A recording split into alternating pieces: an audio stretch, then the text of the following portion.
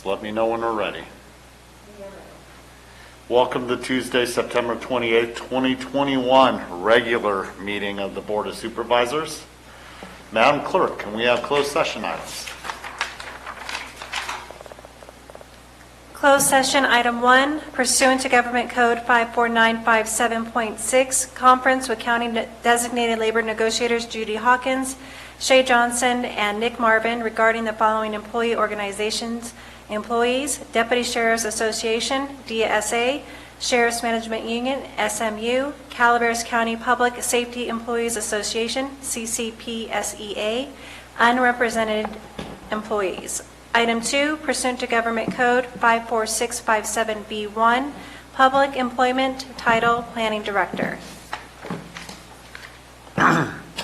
Any public comment on any one or all of those items?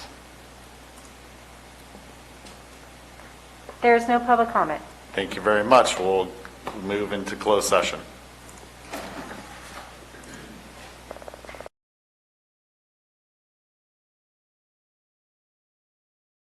We're ready?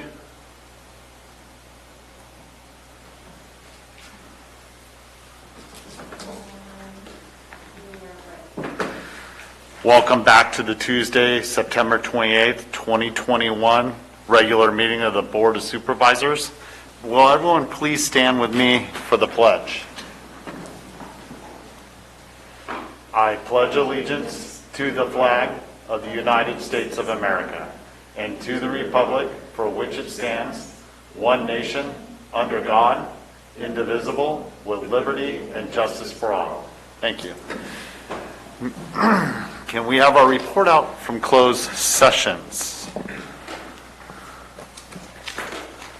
Report out from closed session from September 21st, 2021. Item 1, pursuant to Government Code 54957.6, conference with County Designated Labor Negotiators Judy Hawkins, Shay Johnson, Nick Marvin regarding the following employee organizations: Service Employees International Union, SEIU, Local 1021, Deputy Sheriff's Association, DSA, Sheriff's Management Unit, SMU, Board Action, no reportable action. Item 2, pursuant to Government Code 54956.8, conference with real property negotiator regarding price and terms of payment for the following properties affected by the State Route 4 Wagon Trail Realignment Project Phase 1. County negotiators are Robert Hackinger and Matt Satow. Properties Tiscornia Ranches, LP, APNs 053-001-018, 053-001-019, 053-007-011, 053-007-031, 053-007-032, and 053-008-060. Board action, no reportable action. Item number 3, pursuant to Government Code 54657B1, Public Employment, Title, Planning Director. Board action, no reportable action taken. Item 4, pursuant to Government Code 54956.9D1, conference with legal counsel re-existing litigation, County of Calaveras et al. Versus AmerisourceBergen Drug Corporation et al. 117-MD-2804. Board action, no reportable action. Closed session items for today, September 28th. Item 1, pursuant to Government Code 54957.6, conference with County Designated Labor Negotiators Judy Hawkins, Shay Johnson, and Nick Marvin regarding the following employee organization employees: DSA Sheriff's Association, DSA, Sheriff's Management Unit, SMU, Calaveras County Public Safety Employees Association, CCPSEA, and unrepresented employees. Board action, no reportable action. Item 2, pursuant to Government Code 54657B1, Public Employment, Title, Planning Director. Board action, no reportable action. Thank you, Madam Clerk. With that, we'll move on to staff announcements. This is a time for county staff to provide updates of upcoming county events that may be of interest to the public. Ms. Medina.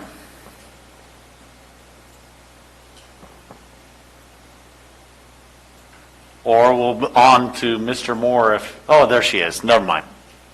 Hello, thank you I just had to rejoin as a panelist. Thank you very much. Good morning, Chair Stopper, respective board members, and Deputy Clerk of the Board, and our Calaveras community. Lisa Medina, Environmental Management Agency. First of all, I would truly give a heartfelt thanks to our community, our Calaveras community, for being our eyes and our ears for our animal services. We rely on you folks to say something if you see something. We are dutiful in our response and are committed to ensuring our community animals are healthy and cared for. This Saturday, October 2nd, will be our last free rabies and microchip clinic for the calendar year 2021. The clinic will take place here at the Government Center from 9 to noon. We would like to thank our friends of Calaveras Animal Services, Focus, and all our volunteers, with a special thanks to our veterinarians that have donated countless of hours to make our event successful over the past year. And of course, last but not least, I would personally like to thank our animal service staff who work daily with their hearts and their duties and their responsibilities and are tireless in that matter. We have several adoptable cats and dogs looking for their forever homes that are being flashed intermittently on the screen, and you will see them. They are adorable. If you should have any questions regarding any of our precious furry ones, please contact us at 209-754-6509. Thank you. Thank you. Mr. Moore. Good morning, Chair. Good morning, Board. This is Stan Moore, the County CIO. And I want to let everybody know that October is National Cybersecurity Awareness Month, and we in the county are partnering with the Cybersecurity and Infrastructure Security Agency to raise awareness of cyber threats. So the theme of the Awareness Month this year is Do Your Part, Be Cyber Smart. Over the course of the month in October, IT will be sharing cybersecurity information and resources throughout the month to help us all be more aware and to know how to better protect county information and resources. We would like everyone to join us in being cyber smart and being part of the Calaveras County cybersecurity culture. Over the month, we will be working with county staff on a weekly basis and providing information to help with the cybersecurity awareness and to also do some exercises with minimal investment of time for each staff to improve on all of our awareness of cybersecurity. Thank you, everybody. Thank you, Mr. Moore. Is there any further staff comments? There is no further staff comments. Thank you. General public comment. Oh, wait, public health update. My apologies. Informational item, public health services, receive an update, presentation from staff on COVID-19 novel coronavirus. Ms. Corey Allen. Good morning, Chairman, members of the Board. Corey Allen, Health and Human Services Agency Director. With me today, we have Dr. Renee Ramirez, our Health Officer, and we were unable to have Doug Archer join us today. He did have a mandatory leadership meeting, but he did provide us some information to make sure that we give you an update. What I first need to request is that I have access to share my screen.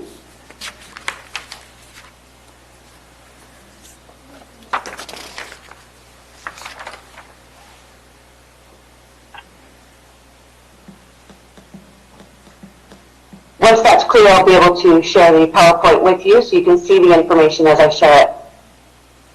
The host has disabled that.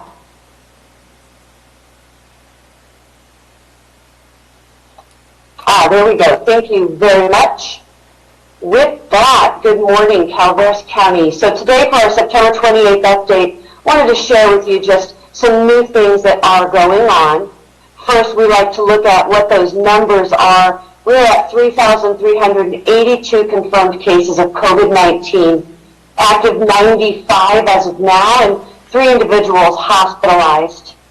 Eligible population here in Calaveras County that has taken their full vaccination series is now over 50%. We are at 53.2%.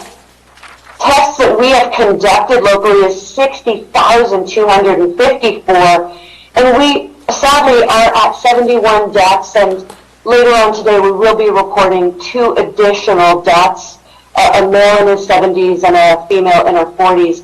That will bring us to 73 fatalities to date.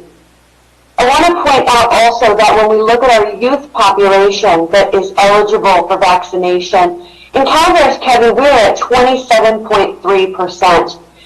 And what's alarming for us is that is 1/2 of our statewide percentage. The state is at almost 55% of its youth receiving this vaccine. So those are just things that we want to be considering when we look at some of the effects of that lack of vaccine. We are currently manning a COVID hotline. That hotline is answered during the business week, Mondays through Fridays, during the business hours. Information, questions, access to vaccine or to testing, really anything COVID related, we are happy to take those calls, and we will be sure to get you results or answers as you need. We did want to also point out that one piece of information we were able to share this week was that there was a slight delay in COVID-19 test results at the end of last week. Those have been resolved, and basically in a nutshell, when there are precautions in place to make sure that accuracy of those tests are clear, sometimes there will be a delay to make sure that those pieces are working seamlessly.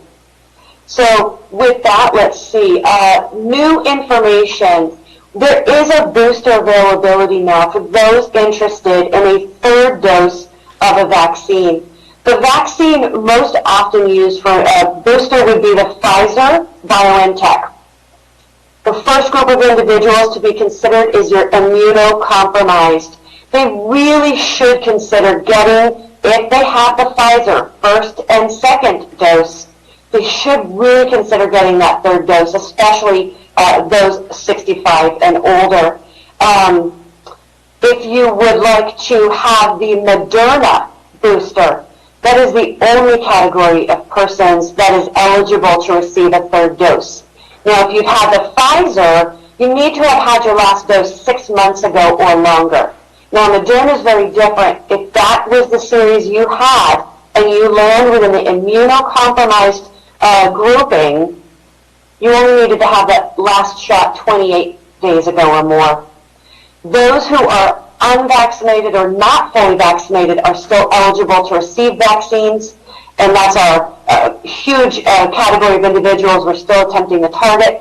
And increased, those within a workplace or an institutional setting where there's an increased exposure risk are eligible to receive that booster. Anyone is eligible. It is a self-attestation method for the Pfizer. You'll go through myturn.ca.gov. We can administer those at our mobile van. They can also be located at the CVS in Valley Springs or the Rite Aid and Angels Camp. So as we go through, we can answer questions that we have to that. We remind you that we are mobile. We are mobile for our testing and for vaccines. We work every day except Wednesday so that our team can take those required days off. Walk-in testing, vaccine, we still go through myturn.ca.gov. And remember, we still have our homebound initiative by appointment, also through MyTurn, and that is where we will come to you if you are, in fact, homebound. You can see our times and locations here on your screen. To access this information, please go to our county website. We also post on our Facebook page. Other testing opportunities. OptumServe state site is in Sonora. They're open daily from 7 to 7. They continue to work through Motherwood Fairgrounds. And OptumServe in Amador is at the Health and Human Services Agency in Sutter Creek. They work Mondays, Wednesdays, and Saturdays. We did cover this 2 weeks ago at our last presentation, but just as a reminder, the region, including Calaveras County, has embarked upon school sports and extracurricular activities, health officer orders that basically represents the fact that during high transmission, which we have been in, and low vaccine rate regions that we increase our masking requirements. I've been really pleased going to our school sites and seeing the modeling by our school personnel. I was recently at an event at Bret Hart, and the principal sat right inside with the mask. And, we had a conversation about how just important it is that our leaders model that very behavior. So I will say the results were outstanding as far as really adhering to those requests. Vaccines are effective. Remember that this Delta variant is more contagious, and so we just continue to encourage getting vaccinated. Our COVID hotline, 754-2896, and remember our testing is walk-in at our mobile site. Dr. Ramirez, do you have anything you'd like to add? I just want to say thank you to the public and Board of Supervisors and everybody, the schools, our school partners, for your continued support during this difficult time. I know it's not ideal situation to have our students get tested with the frequency that they are for playing sports, but at the same token, we're all kind of doing our due diligence to protect our students and our community. So thank you. As an update from Mr. Archer with Mark Twain Medical Center, he reports that they have one COVID positive patient currently on the med-surg floor, and that individual is not on a ventilator. They have an 8 overall census, and though the numbers are still up, they have sort of mellowed out a little bit as far as census goes. So that's our report out. Any questions?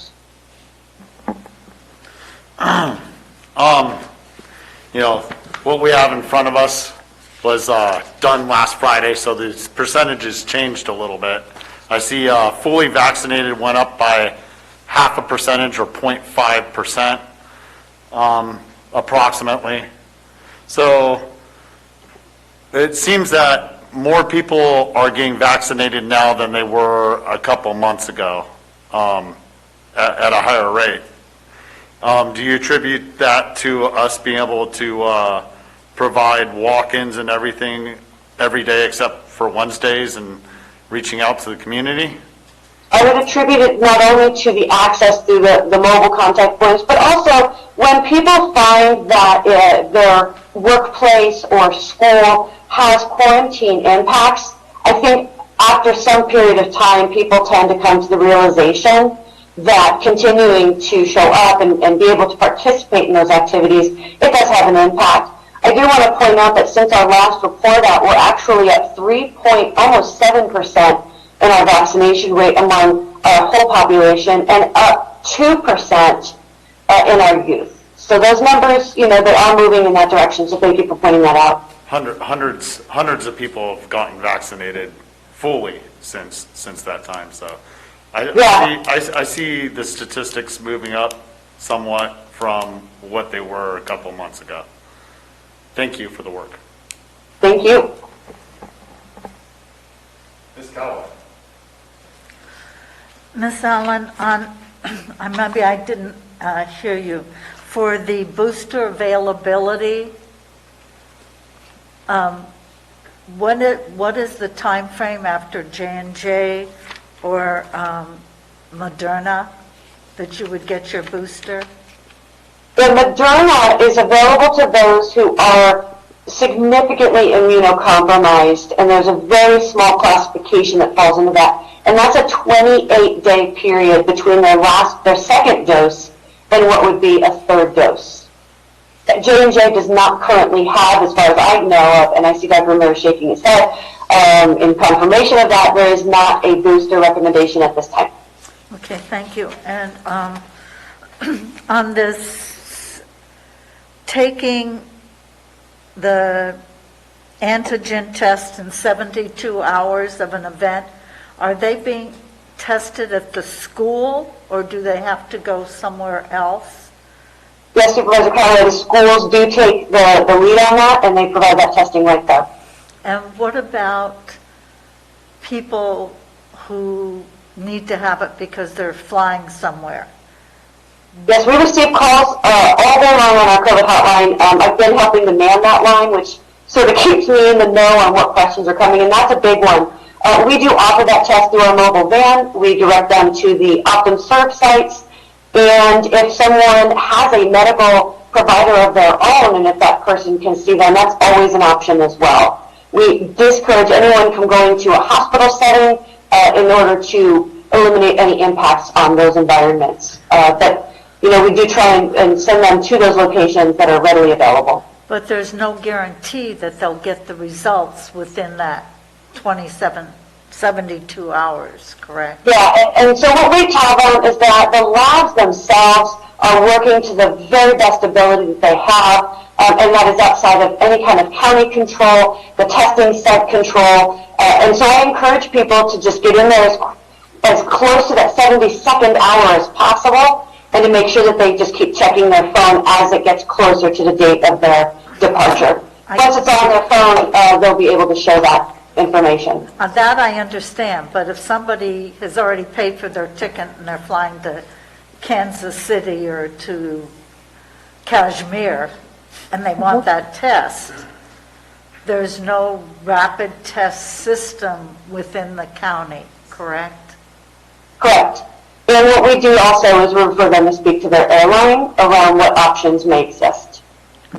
Supervisor Calaveras, if I may, this is not a situation that's unique to Calaveras County. Right. Having been somebody who flew with my children and having them tested, I can attest to it being a very anxiety-provoking situation. I had to have 3 of my own children tested. One of my children's results came back the very next day, and the next kid came back 48 hours. And my third kid, we were kind of chewing on our nails, so to say, and it had come back just before we boarded the plane. So we can all sympathize and understand the situation. But please understand that it's not unique to just Calaveras County. I understand that, but it didn't reduce your anxiety at all. And unfortunately it didn't. However, I can say that the positive note would be my wife and I did not have to get tested because we were able to show proof of our vaccine. So the vaccinations were able to help with that quite a bit. And we are anticipating that children under 12, we're hoping any day now for announcement of vaccines to be approved. for what age will that be, Dr. Under 12, 5 to 12 is from what I understand. Yeah, but hopefully within the next month or so. Thank you. I just was out of the area and I went to 3 restaurants, and in all 3 I had to show proof of being vaccinated before I'd be allowed to be seated in the restaurant. So that's something the rural counties don't have. Thank you very much, Ms. Allen, Dr. Ramirez. You're welcome. Any further board questions or comments? Public comment?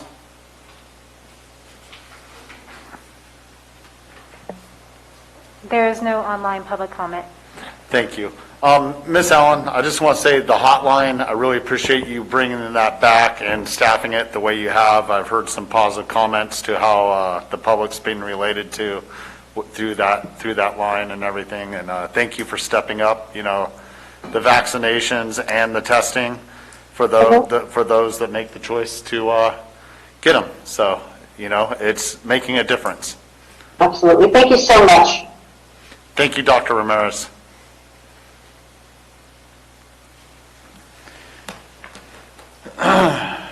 General public comment. Any item of interest to the public that is within the subject matter jurisdiction of the board and is not posted on the consent or regular agendas may be addressed during the public comment period.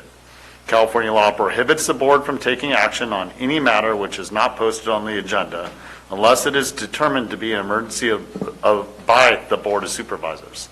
If public comment is completed before the 30-minute allotted time period, the board may immediately move to the next order of business. If public comment is not completed during the allotted time period, it will be continued as the last item of business in order to provide an opportunity for the remainder of comments to be heard. Public comment.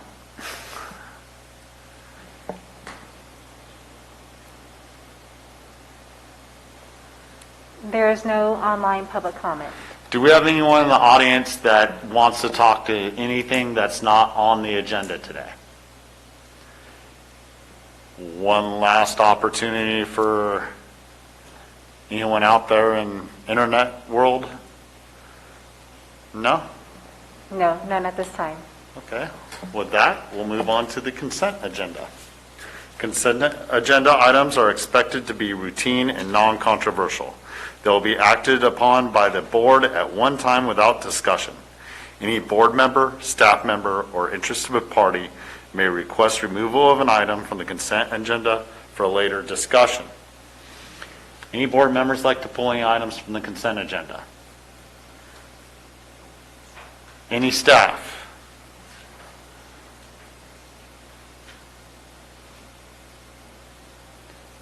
Public?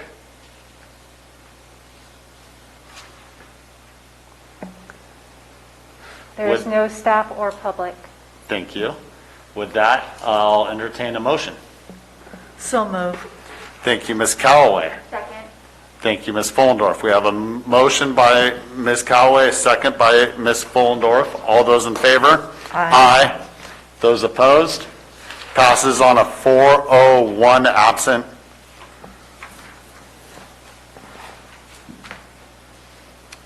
With that, let's see, what time do we have? We take a 10? 10-minute break. Yes, sir. We'll take a 10-minute break and gotta make sure I'm looking at a clock that is correct. We will be back at 10:04.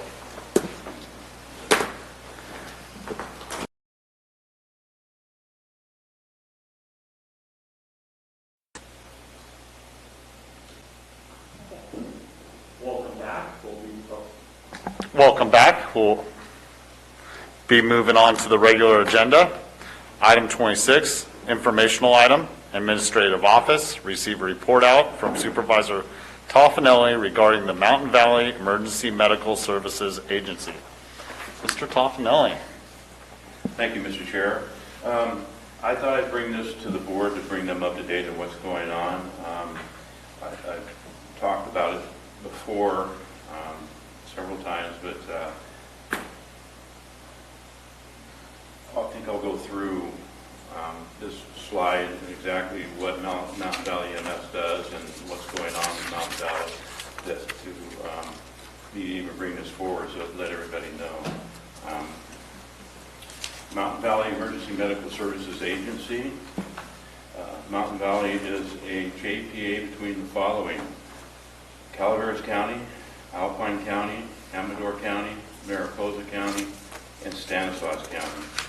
And each year, each county signs a contract with Mountain Valley to provide emergency medical services within those counties.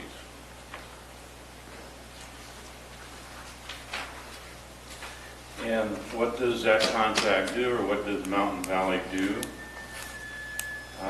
First off, it has the contracts with the ambulance providers for each county. And normally those contracts are for 5 years with a 5-year extension on them. And each year when we get to that point where we're going to enter into new contracts, Mountain Valley contacts the counties, the sheriff's offices, the OES offices, and the board. They come before the board. If you remember a couple of years ago, they came before our board and made a presentation and collects information that they can put into the concerns, into the contracts that are signed, or the RFPs that go out for the ambulance providers and air ambulance providers to enter into those contracts that meet the needs of each county. Again, that's done every 5 years, and then there's usually a 5-year extension on it. It does contract with the air ambulance providers. It also prevents a vital service within each county in certifying the EMTs and the paramedics that are employed by these ambulance service or even the fire departments within those counties. The certification process goes through Mountain Valley EMS within those 5 counties, and you can also be certified through Mountain Valley EMS if you work outside the county. it provides those services. It certifies the trauma levels at the hospitals within these counties. And the trauma levels will go from 1 to 3, with the minimum being a 1 and a high trauma being a 3. And within our county and Amador County, the hospitals that we have here are 1s. So any high trauma, such as stroke victims, heart attack victims, or car accident victims, usually are transported to, if they're not metaflighted, to Davis for their specific.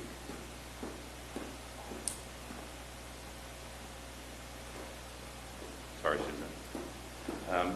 If they're not metaflighted to Davis for their specific services, they're usually transported to one of 2 hospitals in Modesto in Stanislaus County. It provides the monitoring and oversight of ambulance services, and what this entails is each contract with each provider within the counties has specific times on the ambulances that they have arrival dates once they're dispatched. And they have to stay within the time frame within those contracts. Like if there's an ambulance call for Moke Hill, and the closest ambulance is here in San Andreas, within the contract it says that they have to be from the time they receive that call to that place in Moke Hill within 10 minutes. And if they don't make it within 10 minutes, then they're outside the contract. And so Mountain Valley monitors and oversees those particular call times. And if they have a certain amount of leeway between the number of calls they have in a month and the times that they can be over. If they're outside of that, then they're in violation of the contract. And there's things that within the contracts that we need to do before we terminate those contracts, if it's a continuing issue, that need to be addressed so they get back within the realm of what they're supposed to be doing in the time they're allotted to get there. That's a short version of it. And it also provides training for the EMTs and paramedics. And when I say that, they have to be kept up to date on new things that are happening within that realm of their job. And Mountain Valley provides that training for them. So they're within their requirements of the state. Next slide. And I'm going through this pretty quickly to get to where I'm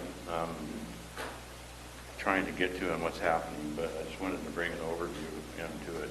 Mountain Valley MSA, its current year budget is $1.639 million. How do we get to that?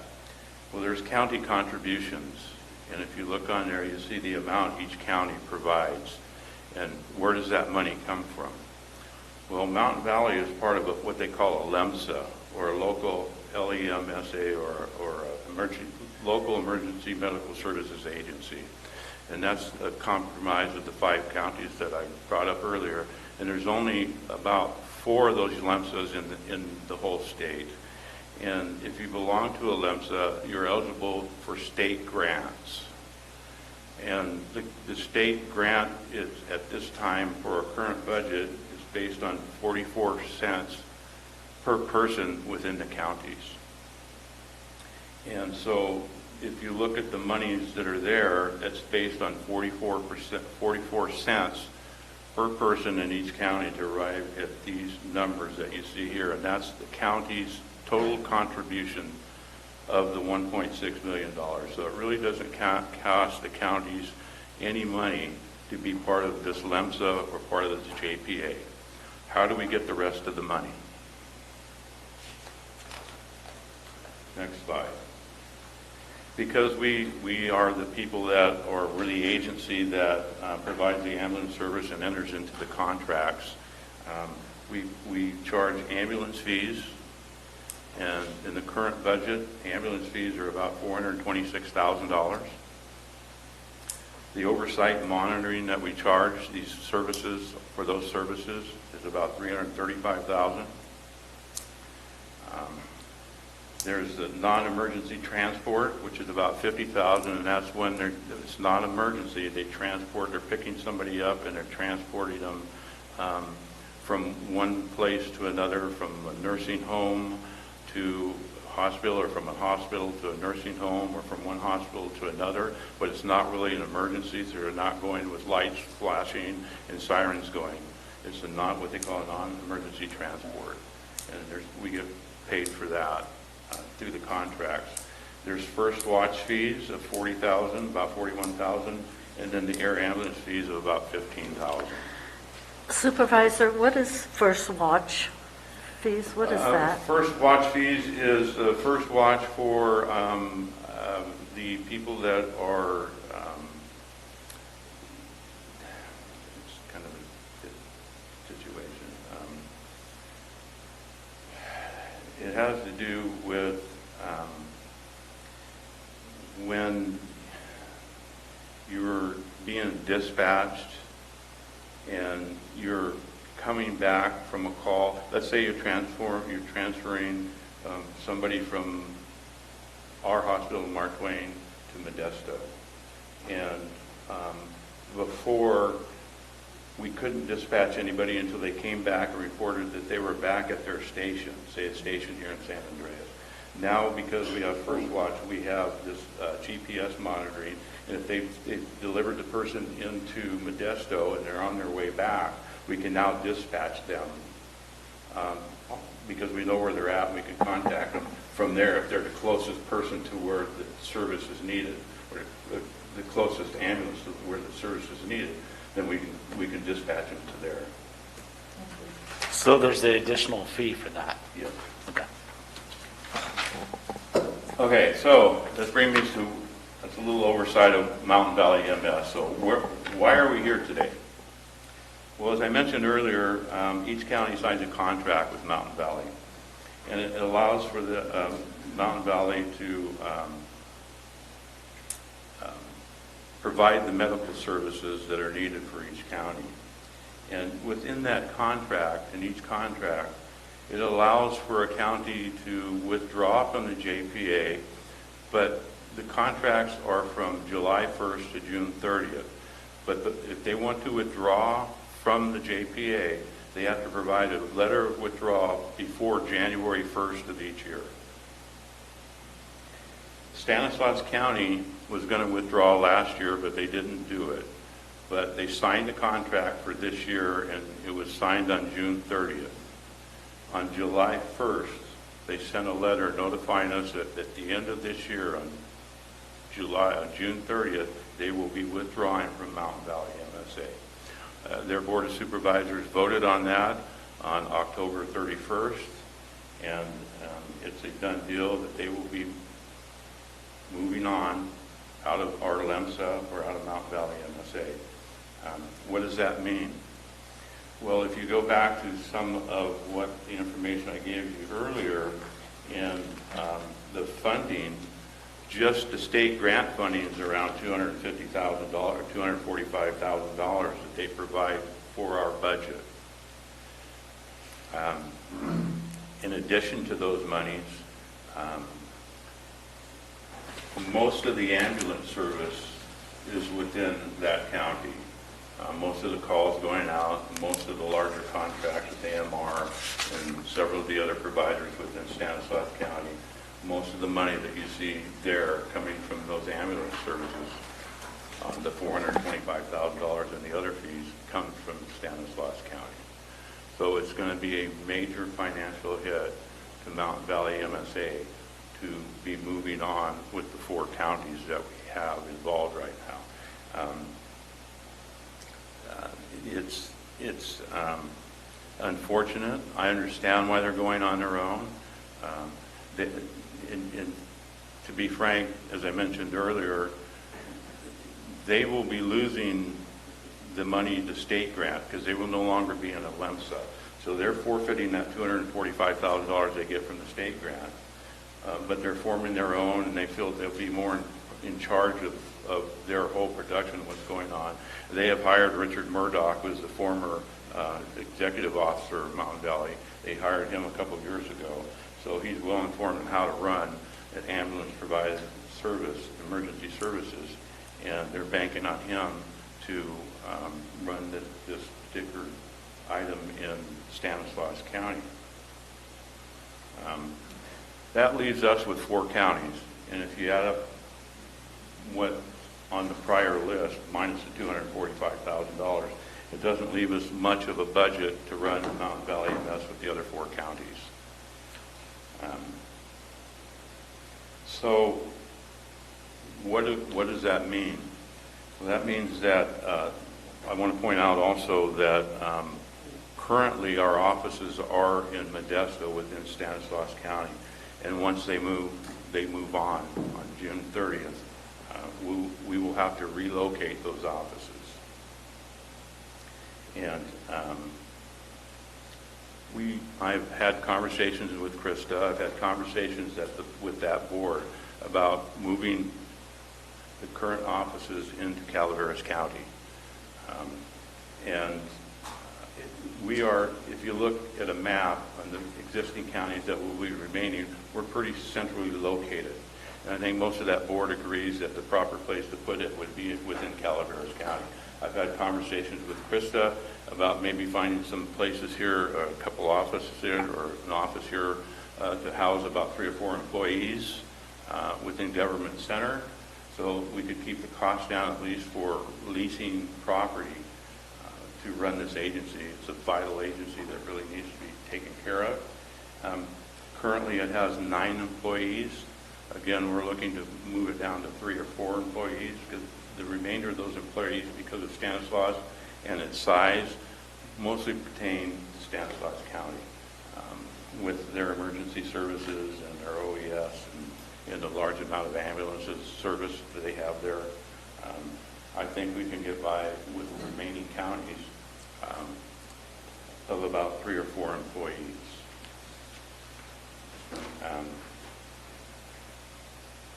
So what is Mountain Valley EMSA Board doing about these issues? Well, currently, we created 2 committees. One committee is to move forward with recruiting employees to move up here, locating a place for us to move the offices. We're also looking for revenues that we can generate for the move. We're also looking at having, because Stanislaus County currently has the financials for Mountain Valley. I've had contact with Kathy about transferring those money purposes here to Calaveras County and having our auditor controller do the funding situation. She wouldn't necessarily be sending out invoices, but when time came to pay those invoices, we would be using her like we do other agencies, like the fire departments and the other small districts that we have. She's open to that idea.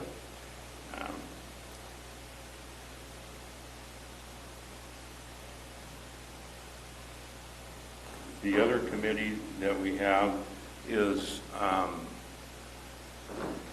out recruiting at least 2 counties. There's 2 counties that expressed some possibilities of joining Mountain Valley once Stanislaus leaves. And I was waiting to have those negotiations started and moving forward before. That's why I delayed for 2 weeks. But I can't say those counties right now because we don't have an ongoing situation with them. Because of the other committee had 2 members on it. One was Jeff Brown from Amador County, and one was Miles from Mariposa County. And Miles contracted COVID. And as a matter of fact, he told me yesterday 3 of their board members contracted COVID and tested positive for it. Mariposa? In Mariposa. Wow. So for the last 2 weeks, they've been in quarantine. He's hoping to get a negative test results here either yesterday or today. So that's kind of been put on hold for the last 2 weeks.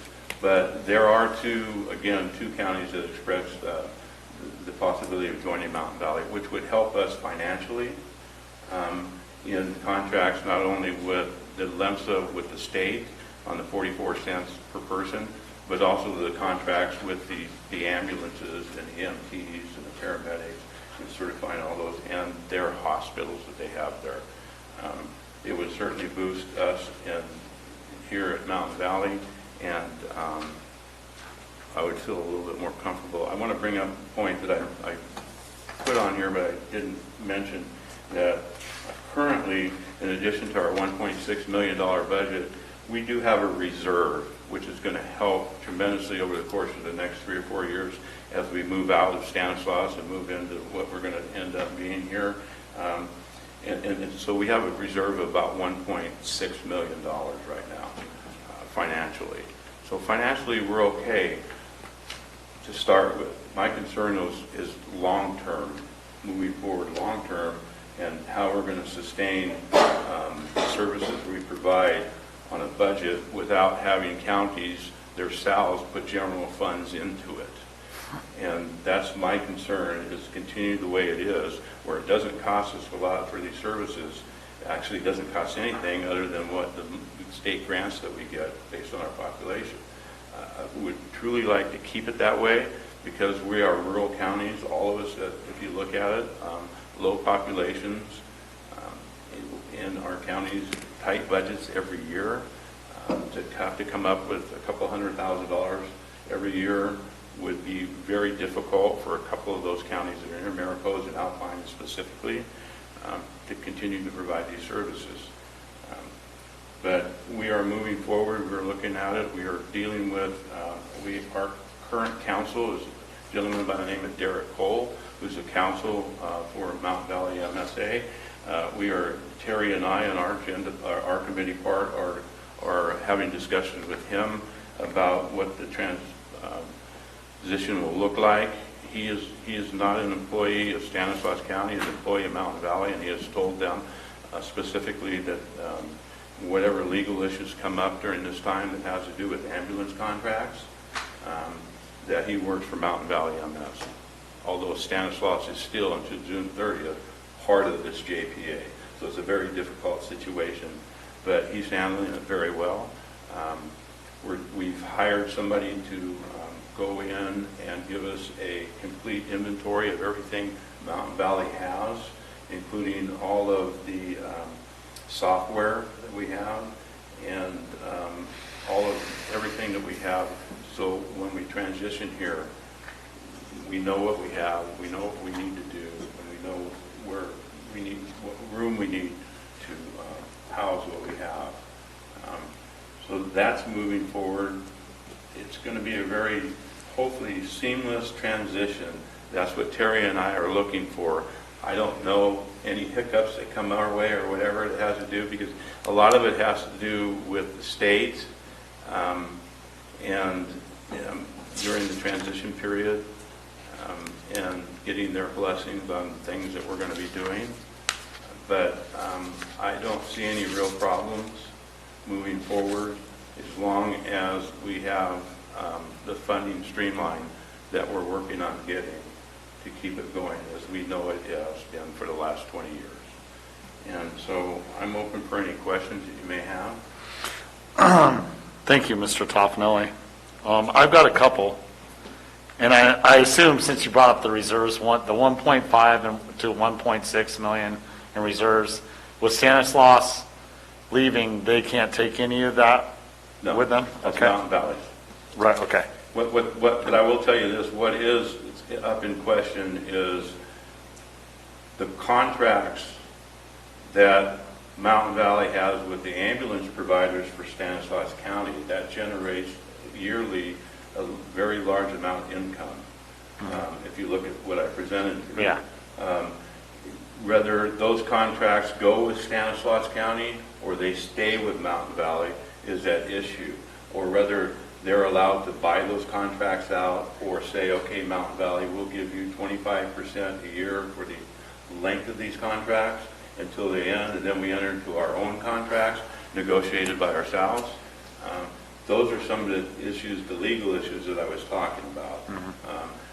I can give you my personal opinion, but it's my personal opinion. It doesn't really mean anything. Although I've been in contracts my whole life, I'm a contractor. But until that part of it's settled, I really, it's a tough situation. Again, Derek, our counsel, has said it is a very sticky situation. It's not something that has precedence to it. So. No, I appreciate the work. And the second part to my question was kind of to the point that you brought up. I mean, just with the share based on population, Stanislaus with the $245,000 in change is 84.5% of that total coming from the state.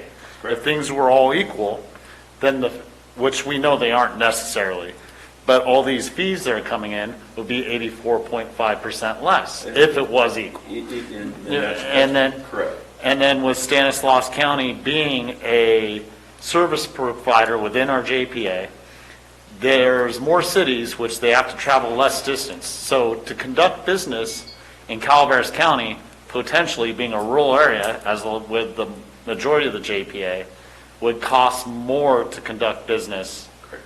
And those are the examples that you're talking to, with being able to possibly gap fill it with the reserves into the future until we come up with a proper business plan that fills in those gaps for a rural area. Correct. Okay. And Marita knows back in 99, 2000, when we had the ambulance wars, and the reasons that we specifically went to this JPA was cost effectiveness.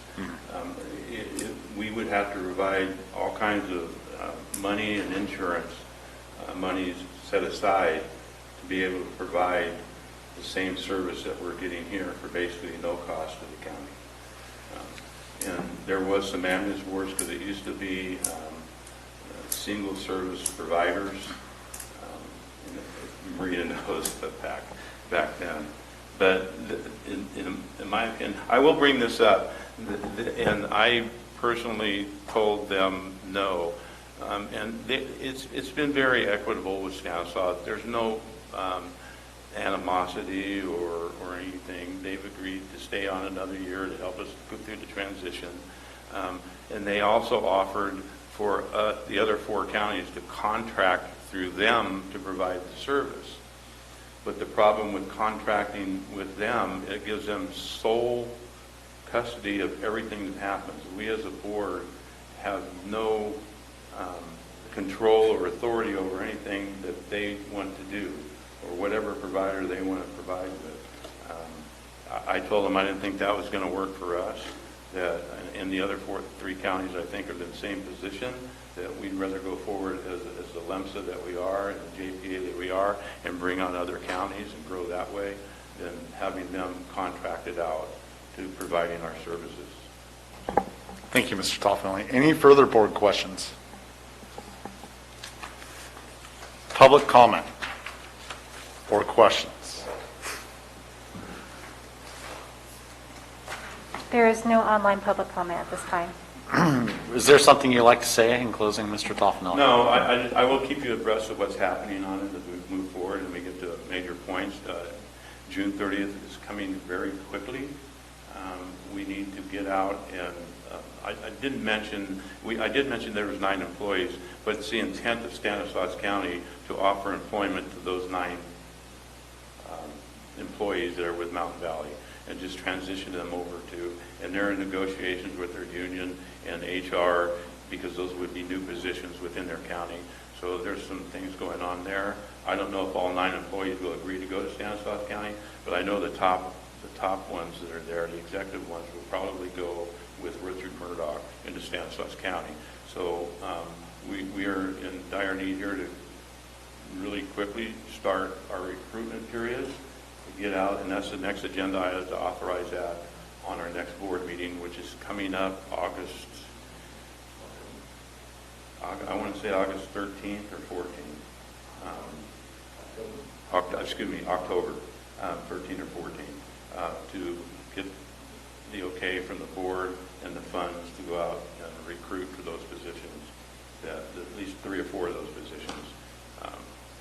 So that's it. Thank you, sir. With that, we'll move on to item 27, resolution, human resources, adopt a resolution approving modifications to the Service Employees International Union Local 10-1 Memorandum of Understanding for the term of October 1st, 2021 to September 30th, 2026. Ms. Hawkins. Yes. Judy Hawkins, Human Resources and Risk Management Director. I am very happy to be bringing before the board a resolution adopting the changes to the SEIU MOU, and I really want to thank the SEIU bargaining team and the county's bargaining team for bringing forth a agreement for 5 years. We have never had a 5-year agreement, and so this is pretty exciting. And so one of the big changes is that we do have a COLA the first year for 4% and then 3% every year after that. And so I am ready to answer any questions the board has. Board? Judy, you've been Yes. you've been negotiating every year since you've been here. What are you going to do with yourself for 5 years? I'm going to go to Disneyland. No, we'll find something else for you to do. Good I job. Good job for you and your team, and thank you, Judy. Thank you. Any further board comments? With that, we'll give the opportunity for any public comment.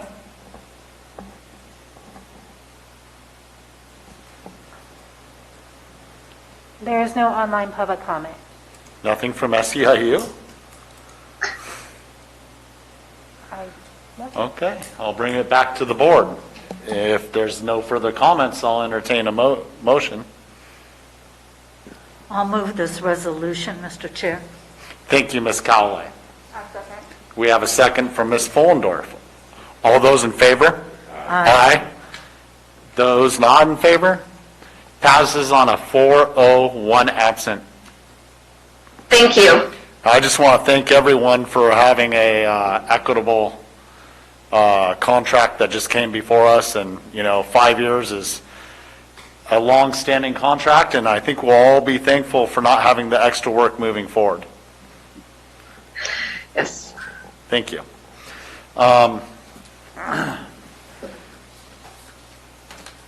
Bring up item 28. Action item, agriculture.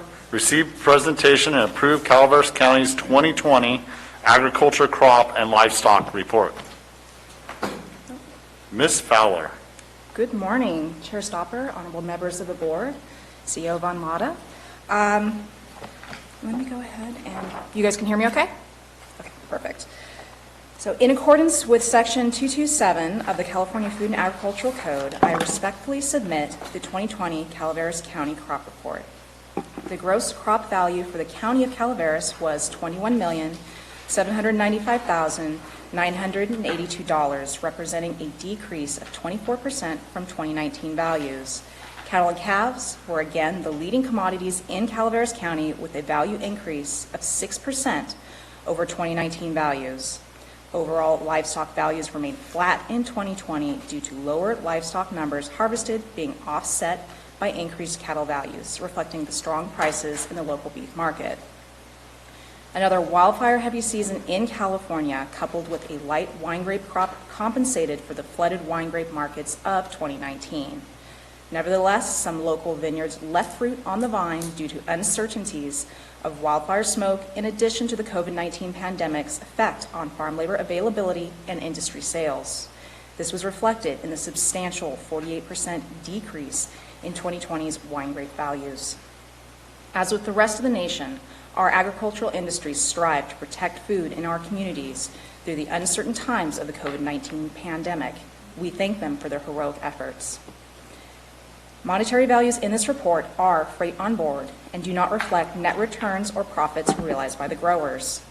I wish to extend my sincere appreciation to all the people who provided information and data used in this report, including our agricultural producers, our industry representatives, and other public agencies. Thank you to all my staff, especially Sean Smack, Catherine Talbot, and Justice Rasmussen for their hard work in compiling information for this report. Without everyone's valuable input, this report would not be possible. With that, I will be releasing to the public the actual report after this meeting, and I just wanted to kind of go over a few of the trends of some of the larger commodities, just so you guys kind of know what happened in the county in 2020. So basically, cattle and calves. As I said, that they did actually raise 6% over 2019, which was actually a nice surprise considering statewide the COVID-19 pandemic really took a toll on the cattle industry. That, however, did translate over into overall livestock. So as was seen across the nation, there was a lot of issues at processing plants with COVID-19, staffing issues, which created a backlog of animals to be processed. Compounding this, there was also drought issues, so there wasn't a lot of forage for livestock, which meant that in addition to there being a backlog of animals to be processed, a lot of growers had to, and ranchers had to sell some of their head, and that was also leading to a decrease in value. So again, it was nice to see that we bucked that trend here in Calaveras for cattle.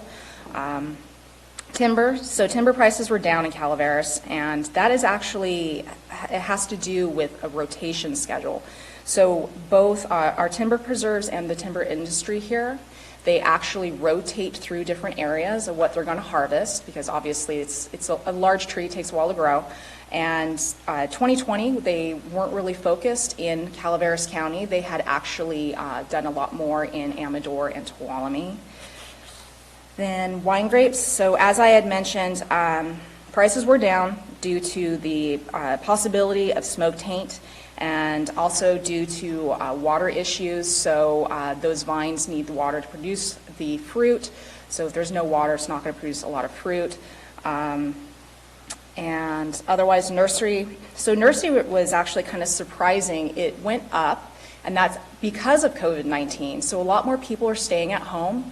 They wanted to beautify their homes, both inside and out, so they bought indoor plants, they bought landscaping plants, and they started planting gardens. So those numbers are up, and that's not just here, but nationwide.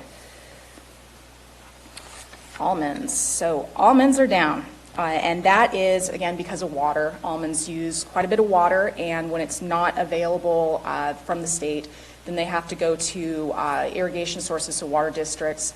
Water districts obviously cost a little bit more, so that cuts into profit. And then compounding this, the markets were actually saturated with product in 2020, so that again made it difficult to get a higher value, and the prices were depressed. That's the same thing that we saw in walnuts. So there was a decrease in price per ton paid. Again, because of COVID-19, there was a shortage of labor, people available, and those who were more expensive. So what had happened in this county was some of the growers actually left some of their crop on the trees because there was no profit to be had in actually harvesting. And apiary also affected by the drought. So no water, no wildflowers, and that the beekeepers had to supplement a lot more with food and water for their bees. And then also they were affected by mainly almonds and the berry crops, because they have a lot of pollination contracts for their services. And because the drought was affecting those crops, there wasn't a lot of contracts to be had. So again, decreased the numbers there. All right. So basically the overall what we saw was COVID-19 pandemic, the drought, and then wildfire smoke really affected agriculture. And again, that was statewide, not just here. A lot of other counties that have released crop reports have a lot of the similar trends, where a lot of the numbers were really depressed. I'm hoping that this year the ag industry is very, very resilient, and they've overcome a lot of the COVID-19 issues, but we're wait and see as far as the wildfire smoke and the drought, which continues. Moving on to other areas, I did add some extra information in the crop report, just because we have a lot of programs in our department that not a lot of people know about. So I was just going to go over those briefly, just to kind of give everybody here an idea. And also just to highlight my staff's really hard work, because they're out there all day, every day, and they do a really fantastic job. So pest exclusion. My staff conducted 315 separate inspections at 6 different facilities under this program. Pest exclusion is our first line of defense to keep pests, whether they are animals, insects, if they're plants, pathogens, to keep them out of our county so they don't affect our agriculture or even our residents, their landscaping, that sort of a thing. So with these inspections, this mostly takes place at, we have a UPS distribution center, so they go in, they look at packages there that have agricultural stuff in them, whether it's plants, seeds, fruit, that sort of a thing. And they look at it for certain certifications, mattering on where they come from within the state, within the country, within the world, and make sure they have the right certifications, and they look clean and ready to go, and then they let them move on to their final destination. Pest detection is our second line of defense. So with this one, it's where we're actually looking around the county to see if something has come in. For us, that's mostly insects, so insect pests. We placed 583 insect traps and serviced them 4,217 times in 2020 alone. And these traps, you'll see them pretty much all over the county. So they're in ag areas, they're in residential areas, they're out in the forest. There's different colors and shapes mattering on the insect pests we're trying to trap. So for 2020, we're looking for gypsy moth, which is really voracious in eating conifer trees. And they can actually decimate an entire forest. This has been seen on the East Coast. Japanese beetle, which is, again, another voracious eater. And this one will actually eat a lot of landscaping material and likes to overwinter in turf. They've actually had a few little outbreaks in Sacramento County that they're trying to control over the last few years. Unfortunately, it looks like they have. Mediterranean fruit flies, so as the name indicates, they like fruit. Same thing with the oriental fruit fly, the melon fly, and then there's glassy-winged sharpshooters, which are again, something that will attack a lot of different kinds of ornamentals, but it's most concerned to our grape growers because they carry a disease, Pierce's disease, and it just affects plants, but it can kill grapevines. And then with light brown apple moth, it's the same thing where they can attack a lot of different landscaping material, but they can ruin grape clusters. And again, so that's a concern to our grape growers. The last insect we did was emerald ash borer, so we put out a few traps for that. Again, just making sure it's not in our county. So none of these insects occur in our county that we know of at this moment, and we want to keep it that way. Then moving on to pest eradication. So this is the program when pests actually has come into the county and it is established, but it's not to the point where we couldn't eradicate it. Mostly this is going to be non-native invasive weed species. We do have a handful of these in the county, and we go out and we conduct surveillance, looking for both new sites, historical sites, so that we can control those areas and make sure it doesn't spread, because this outcompetes native species and it is not palatable to livestock. And can basically take over an area and reduce its usefulness. I am very excited that we did revitalize this Central Sierra Partnership Against Weeds, which is a weed management area group, also known as CSPA. This was started in 1997, and it is it's a bunch of partners. That's our county, so our department. It's a Tuolumne County's Ag Department. It's UC Extension. It is state partners. It's industry partners, and it can also be residents as well that can join this. What they basically do is they work to educate the public about some of these non-native invasive weeds, because the more eyes we have out there in the field, the quicker that we're going to see any of these species and be able to control them. If anybody is interested in going to any of these meetings, we are going to have a CSPA meeting next month, so they can reach out to the Ag Department and we can get them some information on that. Then lastly, weights and measures program. So this is something that a lot of people don't even associate with the Ag Department, but weights and measures is a big part of what we do as a department.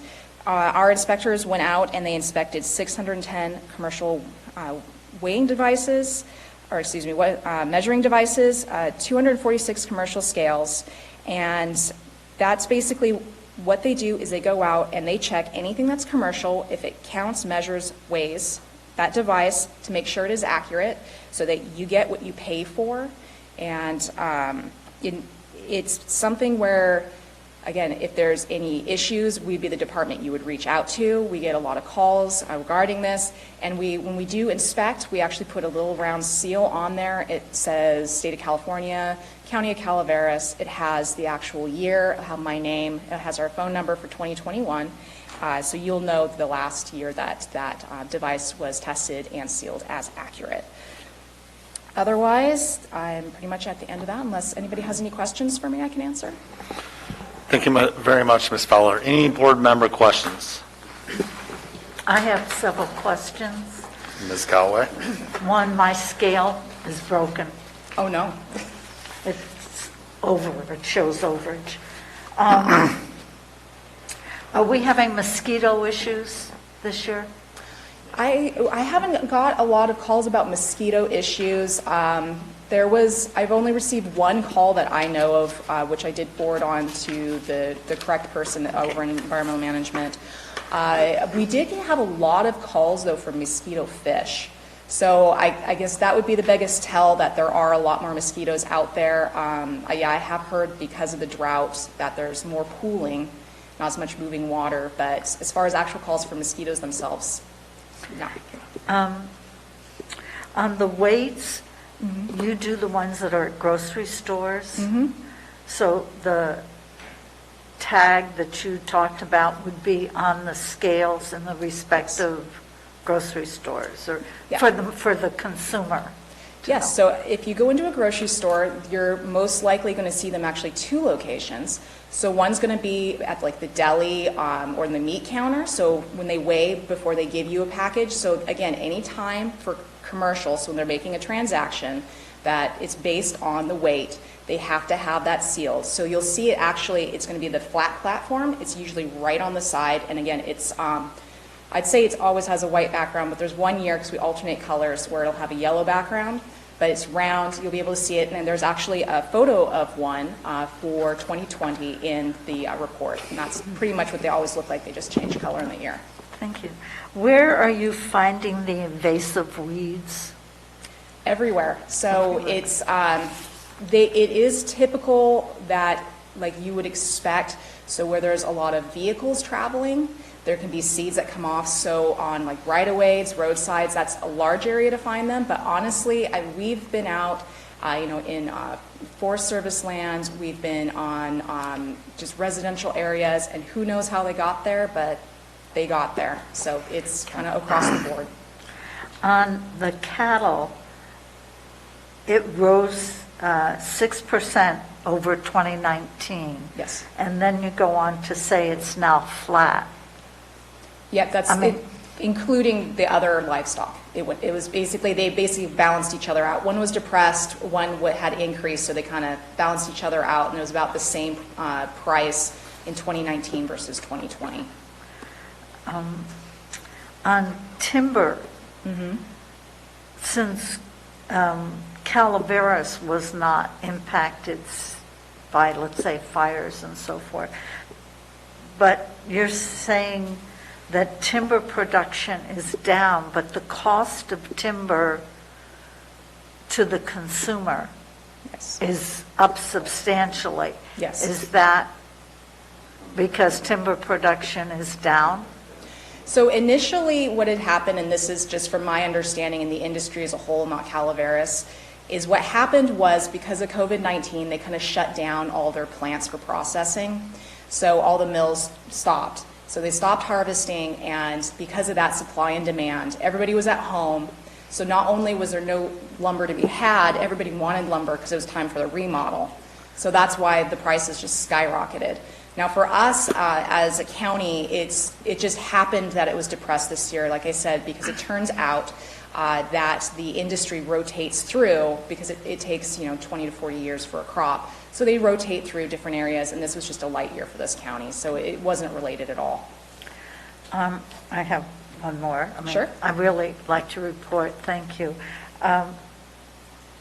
Based on, we've had an early harvest this year, what do you see happening in the wine and the grape growing industry for 21? Similar to what, I'm assuming what you're reporting on was 2020. Yes, 2020. So I'm hoping that on the wine side of it, it'll be good because everybody was at home and they enjoyed a nice glass of wine. So on the wine side of it, it'll definitely be up. On the actual production of the grapes themselves, I think it's going to be pretty flat. Hopefully up a little bit, like I said, because of resiliency as far as labor issues, as far as getting people to come in and actually pick. But again, a lot of smoke this year, drought again this year, so it looks like it's a fairly light crop again this year. Thank you, Ms. Toller. Yeah, absolutely. Any other questions? I have a question. And this is just probably me needing to get educated since I'm new to the board. Curiosity, I know that Calaveras County has not accepted cannabis in as an ag Yes. product. However, how can it be folded into a report like this maybe in the future? Oh, I'm ahead of you on that one. So what I'm going to do is this year, so for 2020, I actually did a specialized report just for the grape industry.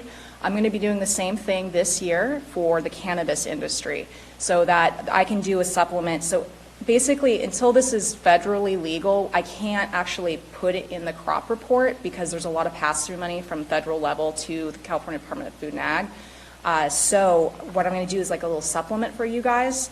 And then that way you can kind of get an idea of about how much, it's acreage-wise, I can tell you, there's, actually, I looked it up, just in case you asked.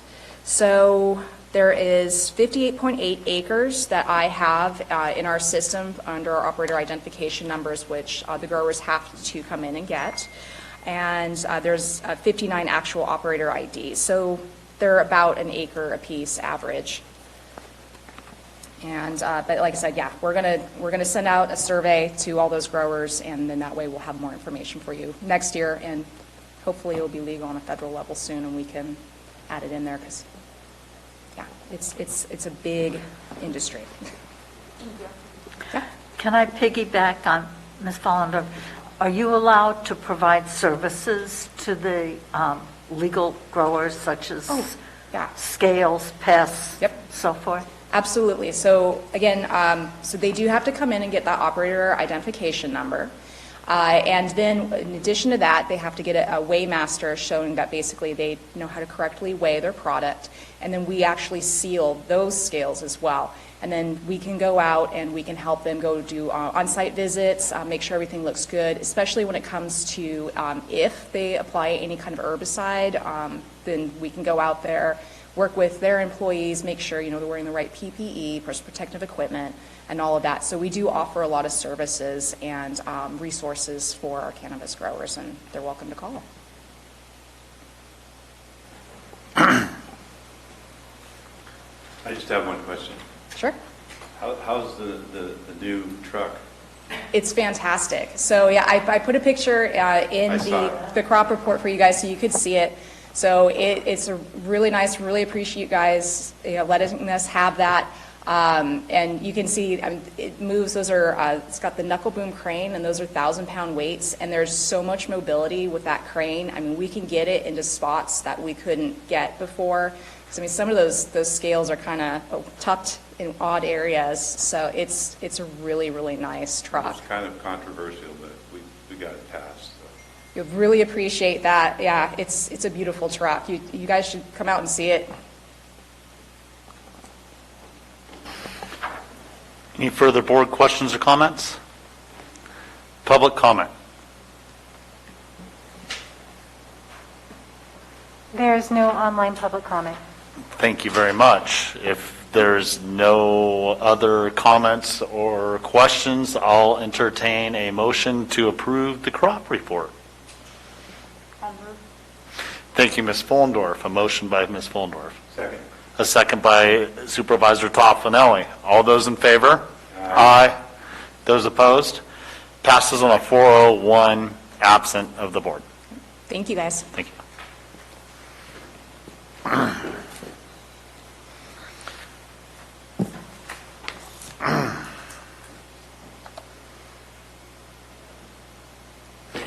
Item 29, action item.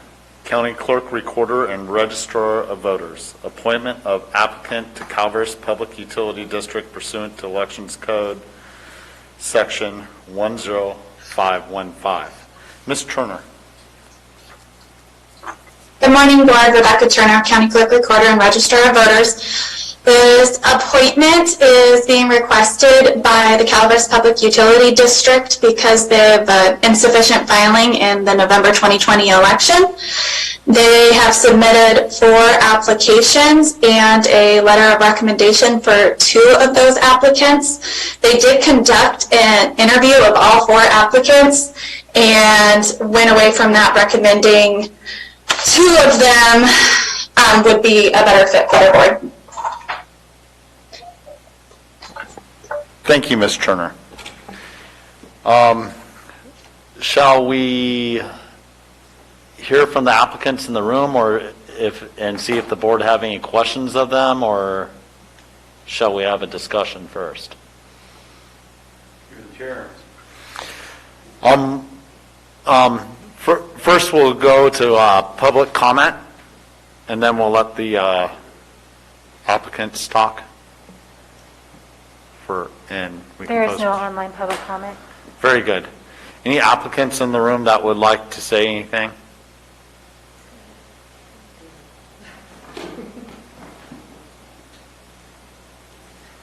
Good morning, members of the board. Thank you for this opportunity to comment.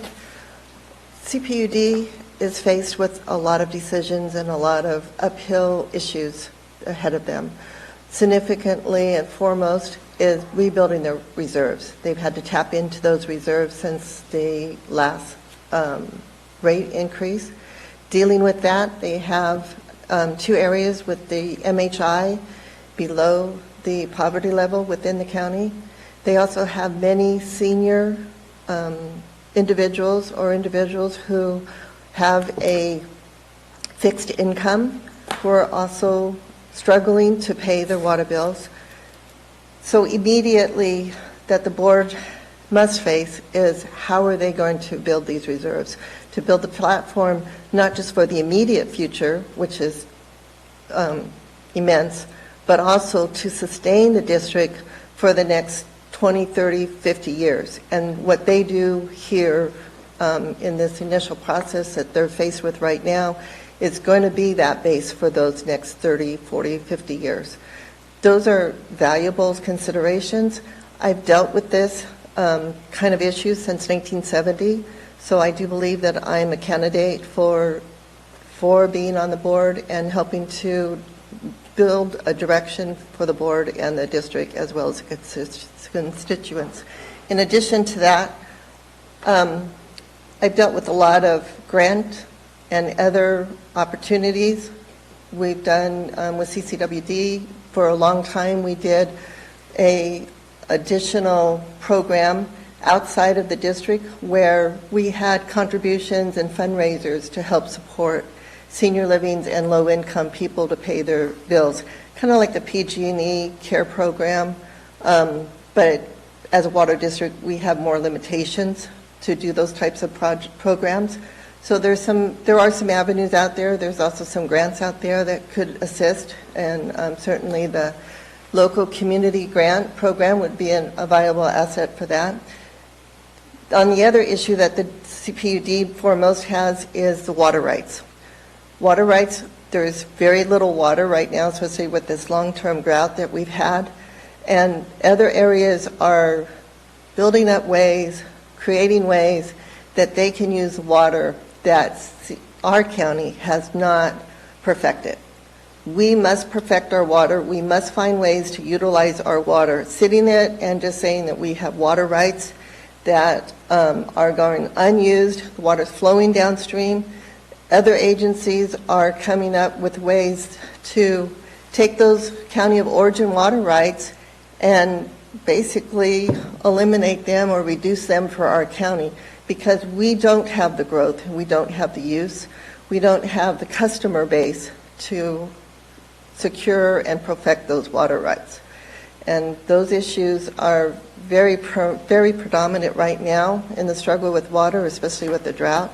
There are ways that the district could sell some water on a limited basis, retaining the rights, and CPUD has not really sought that out effectively, and they haven't included the rates that are currently going throughout the state or even the nation.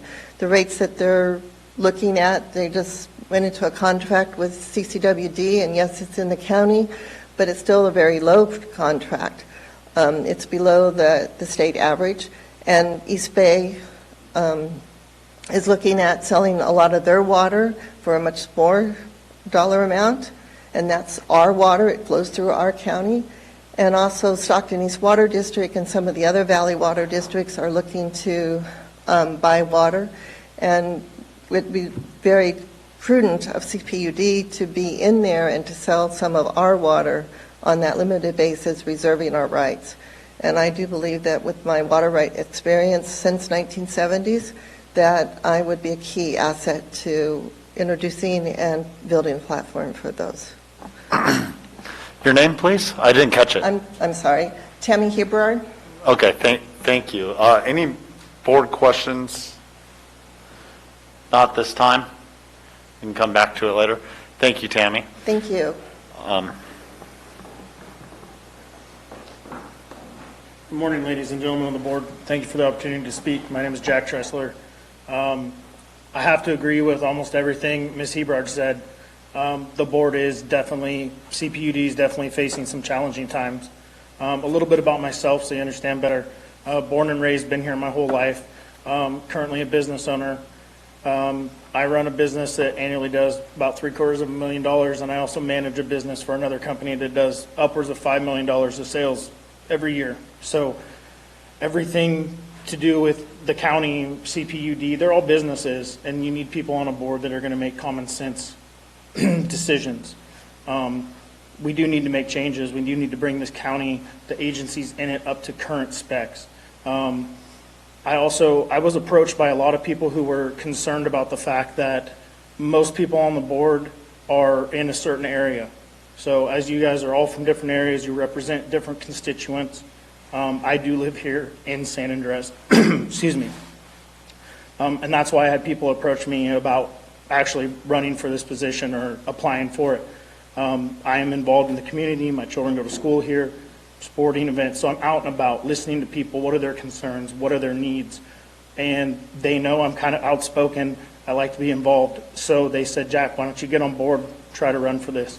I will be honest, I do not have the background in water that Ms. Hebrard does have, but I have business, excuse me, I have a business background, I have construction background, and obviously I went from, again, working construction to a very successful business, so I feel that I as well would be a proper candidate, and I would be able to represent the people of San Andres, which is a large group of constituents under the board purchasing water from them, as Ms. Hebrard's kind of in a Mokill area. All the rest of the board members, to my understanding, are in a Mokill area, and there is some concern from the people of San Andres that they don't have proper representation. So thank you for your time. Thank you, Mr. Tressler. Is there any questions of Mr. Tressler, or should we bring it back to the board and have some deliberation? We can ask questions of him here in a moment if anything comes up also. So thank you for your time and your statement. Is there any candidates on?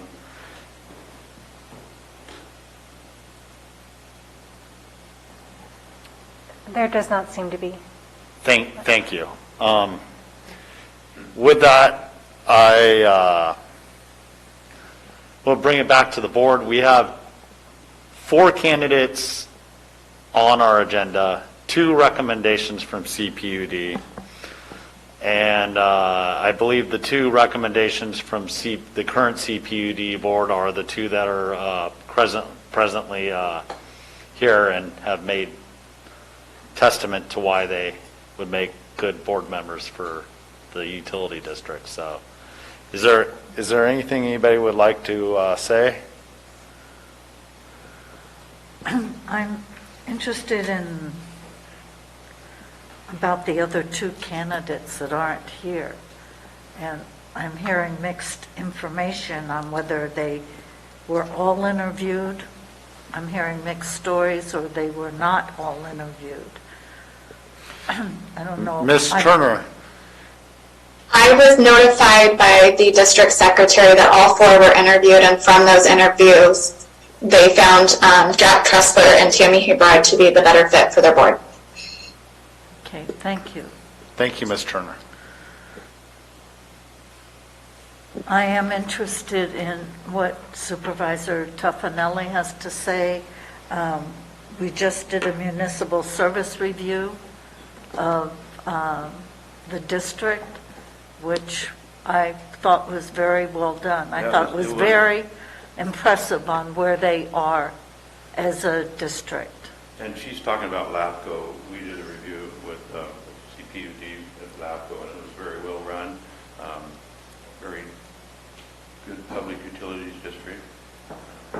My preference is, after looking and reviewing the applications and reviewing CPUD, there are a number of people from Moke Hill that are on that board, and I think, in my opinion, to keep the balance, that I would prefer that somebody from San Andreas be placed on there, just so there's a balance between it and not a one-sided thing. So I would be in favor of Jack.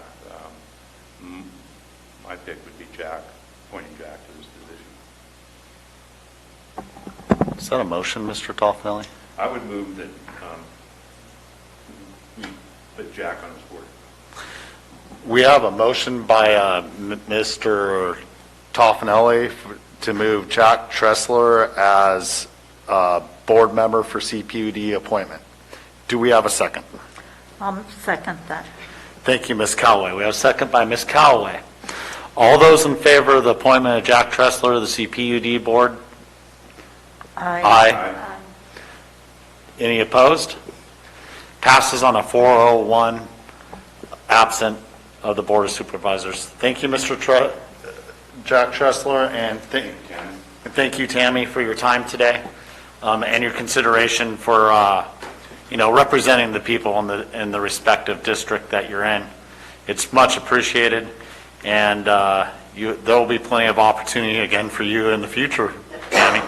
Ms. Hebron.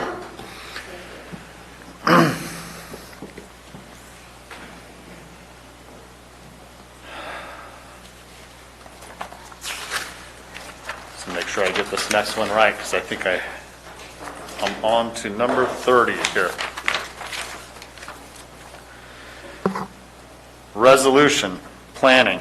Conduct a public hearing and adopt a resolution to approve LLA 21-24 for the Robert Garamendi Family and Chili Gulch Enterprise LLC. At this time, I'm going to open the public meeting. Ms. Gina Cathan, I assume that you're up. Good to see you. Indeed, good to see you too. Good morning, everyone. As previously mentioned, I'm Gina Cathan with the County Planning Department. These items come to you in 2 parts, so let's go ahead and start off with part 1. If all of you recall, back in 2019, the historic Garamendi Ranch south of McCollum Hill off of State Route 49 was divided in interest, distributing the land to the trustees of the Garamendi Family Trust. As a result of that distribution, 6 new ag preserve contracts were established. In order to accomplish this, multiple certificates of compliance and lot line adjustments were approved, formalizing the contracts we see today. Now, Robert Garamendi and Sam Garamendi, on behalf of Chili Gulch Enterprises, are still fine-tuning the boundaries of their adjoining preserves. Nielsen Road traverses 2 parcels, creating pockets of underutilized land. By adjoining the boundaries, land on either side of Nielsen Road will be merged appropriately with each adjoining preserve, creating contiguous agriculture preserves that adhere to the road rather than crossing the road. Lot line adjustment 2124 proposes to transfer 8.95 acres of land into Ag Preserve in Ag Preserve Contract 368 for Robert Garamendi to Ag Preserve Contract 371 for Sam Garamendi, and transfer 3.95 acres of land owned by Sam but not currently in the Ag Preserve to Robert Garamendi to be included in his Ag Preserve Contract 368.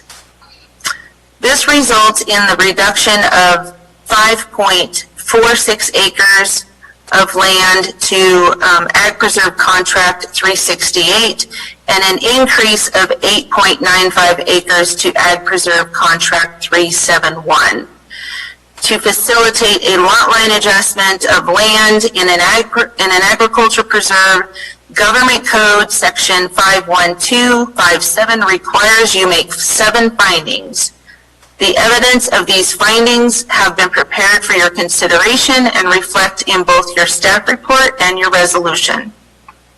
Approval of this lot line adjustment will increase the productivity of the land by eliminating the underutilized segmented portions of the ranch. Do you have any questions regarding the lot line adjustment? Any board member questions? It seems not at this time. So we give the opportunity for Mr. Bob Garamendi or Mr. Sam Garamendi at this time to comment, correct? Although I'm not sure if they're here.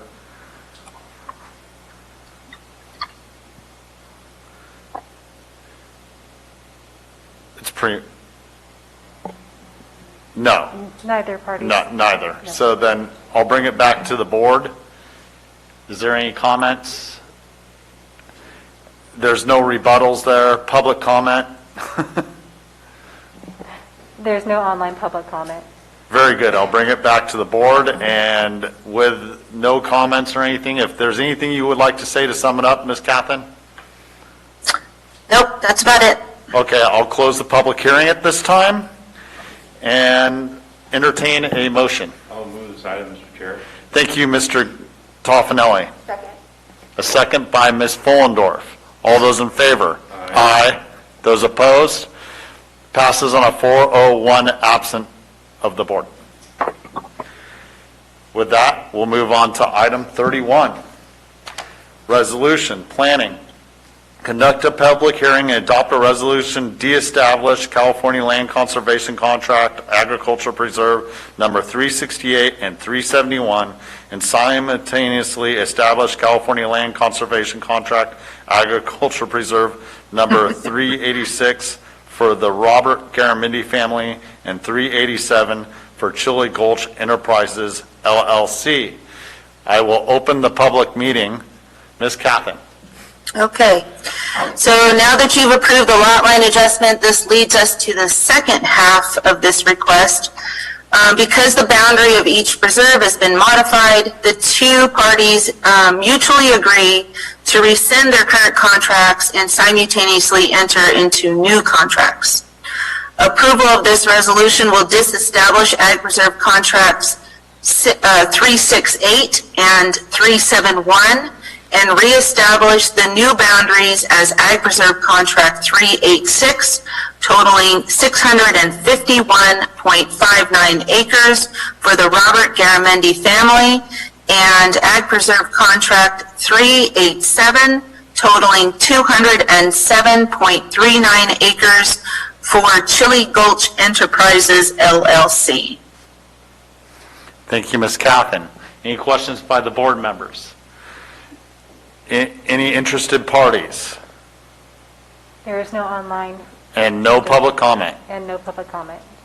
Then I'll bring it back to the board, and I'll go ahead and close the public hearing and entertain a motion. So move, Mr. Chair. Thank you, Mr. Toffanelli. Second. Thank you, Ms. Fullendorf. All those in favor? Aye. Passes on 401 absent of the board. Well, I didn't ask anybody if they said nay. Okay, I'm right. 401. Thank you. Thank you, Ms. Catherine. That was easy. With that, we'll move on to item 32, action item. Division of Cannabis Control. introduce and waive full reading of an uncodified ordinance establishing a cannabis tax appeal fee, authorized summary publication. Mr. Greg Whalen. Good morning, Mr. Chair, members of the Board of Julie Supervisors. Moss Lewis. I see you there. Yeah, so I'm Greg Whalen. I'm the Director of Cannabis Control, and the item before you this morning proposes the introduction of an ordinance that would establish a fee for hearing cannabis tax appeals before the county hearing officer. And it also provides a fee study report that was prepared by the DCC with collaboration from the tax collector's office. By way of background, as the board is aware, on November 3rd, 2020, Measure G passed. It included a provision at Chapter 356180C that permitted the Board of Supervisors to establish a tax appeal fee. And that's what the item this morning, the ordinance, if introduced, would start the process in the adoption of that fee. The Division of Cannabis Control conducted the fee study with assistance from the Tax Collector's Office and County Council. We examined all of the steps that we anticipate would go into hearing a cannabis tax appeal fee in the process that follows what the board established on August 10th when it passed a resolution that had the cannabis tax appeal fees going before the hearing officer rather than before the Board of Supervisors. We've prepared and submitted with this IQM2 item a fee study report. So what I'd like to do now is just kind of walk through that and look at some of the diagrams and the analysis that went into the fee that we are proposing as a reasonable estimate. It's $1,215.80. So let me get into share screen.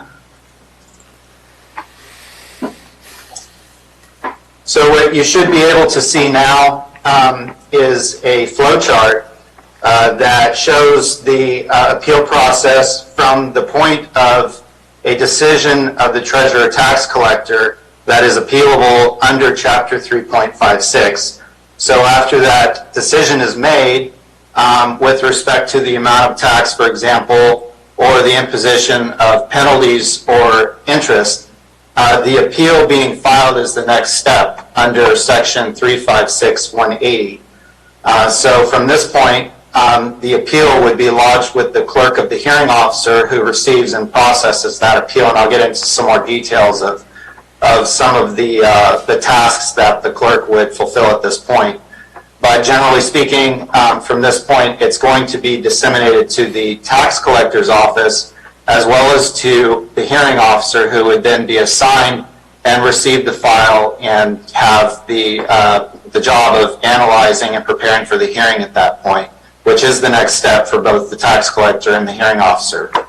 After preparation, and in this process, the hearing would be set, and so we move on to the appeal hearing itself. Down below, we estimate the amount of time for this is an hour and a half. Again, we'll get into some more detail about that, but after the hearing takes place, we have the hearing officer rendering a written opinion, and then the clerk of the hearing officer essentially at that point picking up and handling the coordination of notices and post-hearing matters. So as a general comment about this, the appeal fee being set at $1,215.80 is something that the DCC wanted to be able to bring to the Board of Supervisors as a reasonable estimate full cost recovery on this. And so you'll see that there are assigned times in here that we think are the best estimate of what it will take to do that. So starting with the actual appeal intake, this is going to be the clerk of the hearing officer taking in the appeal, setting hearing dates. A lot of what goes into this is coordination and communication. So they're reaching out to the tax collector, they're reaching out to the hearing officer, and any other party involved, and coordinating schedules amongst all of these groups. There's also the job of disseminating the briefs, collecting the briefs. So a lot of the coordination here time consuming for the clerk, and so we assigned a value of an hour and a half for that.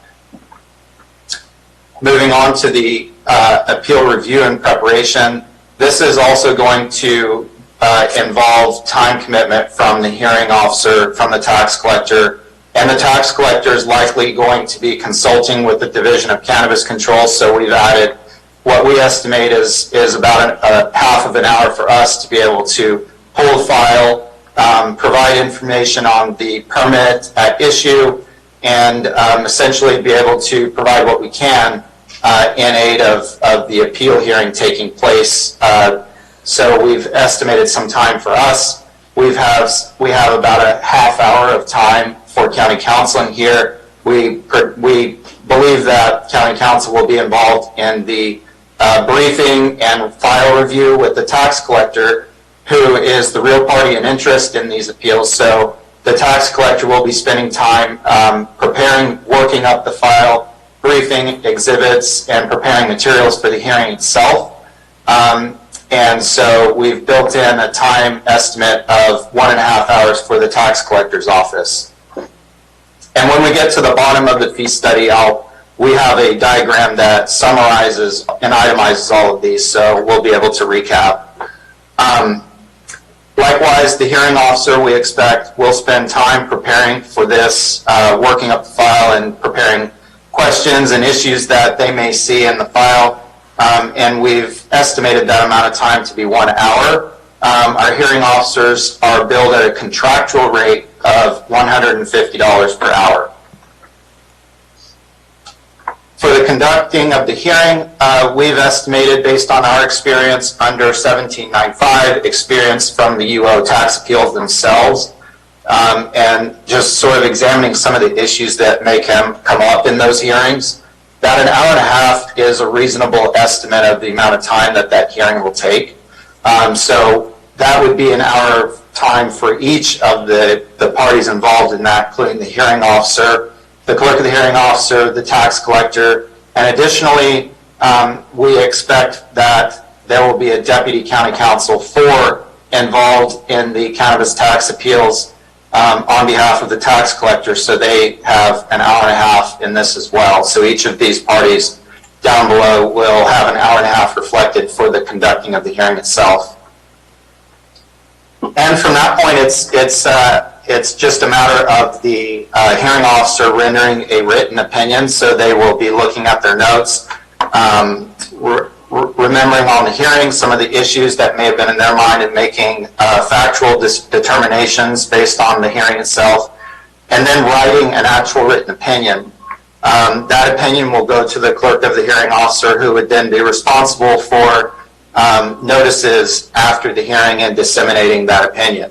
So we've built in an hour of time for the hearing officer and a half hour of the clerk's time in summarizing and ending the appeal process itself.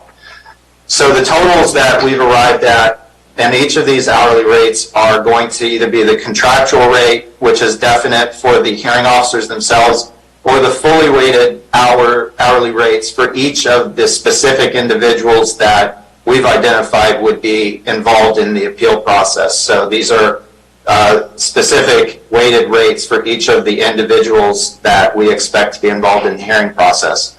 And multiplying those times the sum of the hours that are referred to above, we have the following costs for each of the individuals. That would be $525 for the hearing officer, $147.37 for the clerk, a deputy county counsel 4 at $141.43, and deputy county counsel 1 at $50.68, the director of cannabis control at $39.12, and the tax collector at $312.20 for a total of $1,215.80.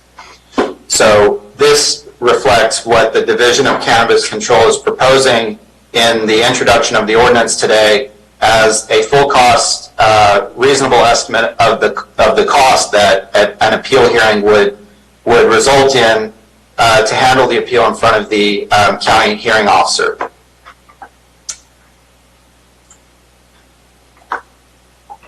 So with that, The Board of Supervisors has options with respect to this ordinance. We're recommending and proposing that the Board of Supervisors approve the introduction of the ordinance today with the fee in the amount of $1,215.80.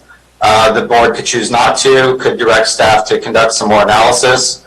The board could also choose to, if there were a lesser amount that the board were interested in having the appeal fee set at, choose to direct staff to conduct more analysis or do some line item adjustments today. But at any rate, we recommend that the board approve this as proposed. The DCC actually bills its time to individual object codes, so we know after some experience with this and having gone through several appeals, we'll be able to come back and track the progress of the appeals and how the actual costs have panned out in those appeals.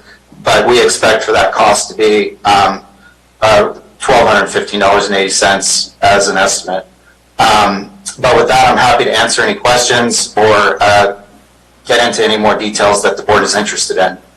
Thank you, Mr. Whalen. Any board questions? Ms. Callaway. Mr. Whalen, we need 2 attorneys for an appeal hearing?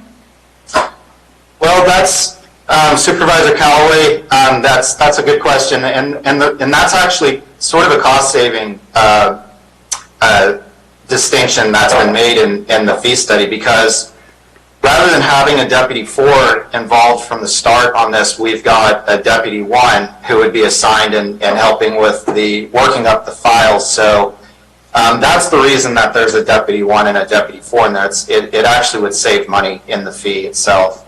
Right. And then your time, the Director of Cannabis Control's time, is just half an hour? I mean, it's your department that puts the facts together. Well, sorry to interrupt. No, I mean, why would we have a third attorney, because you're an attorney too, so now we got 3 attorneys for an appeals hearing.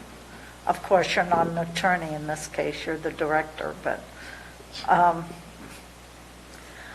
I have a problem, I mean, just to cut to the chase, I have a problem with the amount, and I appreciate revisiting it. But I go back to the Assessment Appeals Board, and maybe Ms. Moss-Lewis can address that. What is the fee that we charge in an assessment appeals hearing compared to what we're charging in this appeal? Supervisor Callaway, I actually don't know what the assessment appeal fee is. I believe that planning charges a $500 appeal fee, and in those situations, the board had, if I remember correctly, chosen less than full cost recovery.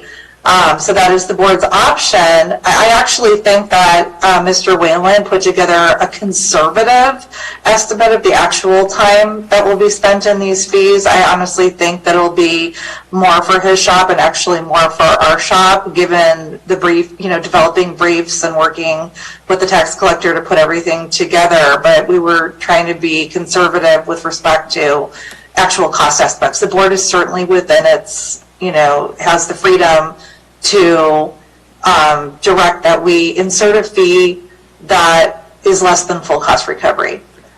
Well, I guess I look at it, and the reason I picked on you, because I know you, at least in the past, represented the assessor's office.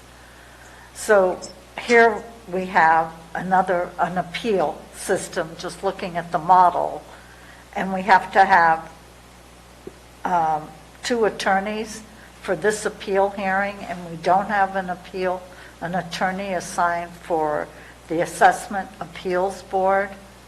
Just to interject, Supervisor Callaway, we do have attorneys assigned both to the assessor's office and to the Assessment Appeals Board. I sit with the Assessment Appeals Board to hear those appeals. The board clerk clerks those and may be able to tell you what that fee is for AAB appeals.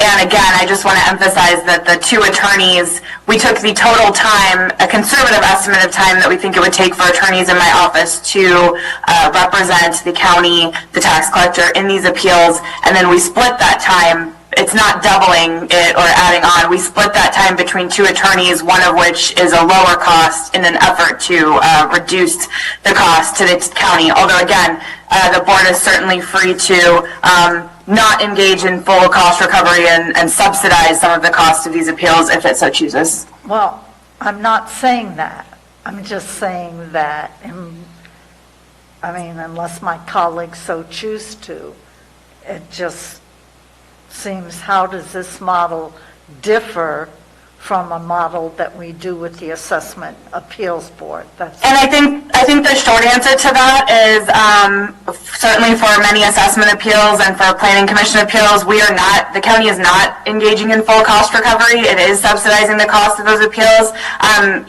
Remember that this is an average. Some will be less. Many will be more.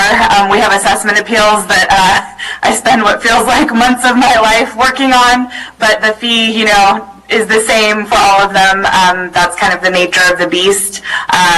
So I think that's the short answer, is that we're not getting full cost recovery on those other appeals. I heard that. Thank you. Any further board questions, comments? With that, public comment.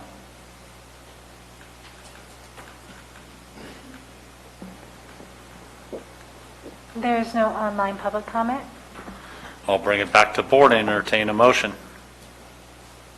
Well, since I had most of the questions and concerns, I'll introduce and waive full reading of this uncodified ordinance establishing a cannabis tax appeal fee. A motion, my apologies. That's fine. Go ahead. A motion by Ms. Callaway. Do we have a second? A second by Ms. Fullendorf. All those in favor? Aye. Any opposed? Passes on a 4-0-1 absent of the board. With that, we'll move on to supervisors' announcements. In compliance with Government Code 53232.3D, board members shall provide brief reports on any meetings attended at the expense of the local agency and may make other announcements to report out. Ms. Callaway. Yesterday, I was on a CSAC Health and Human Services committee meeting, and I did address to the state director, McCoy Wade, that we do not support the hubs and spokes initiative that they're proposing in relation to the area agencies. Our area agency 12 does not support it, and there'll be an item on the agenda in 2 weeks. I discussed it with the board a couple of weeks ago. And I had talked with Corey Allen and Kristen Miller, who's head of Area 12, about the other issues and what kinds of things that we could use. And in reading between the lines of what the director said, it's long-term. I think they're looking to somewhat break up the Area 12 agents, the area agencies, and they have a model in mind. So it's something that this county and the other counties in the JPA will have to watch as the years go by. Thank you. Thank you, Ms. Callaway. I have nothing to report. Mr. Toffanelli? I have nothing to report, Mr. Chair. Thank you, Mr. Toffanelli. Ms. Fullendorf?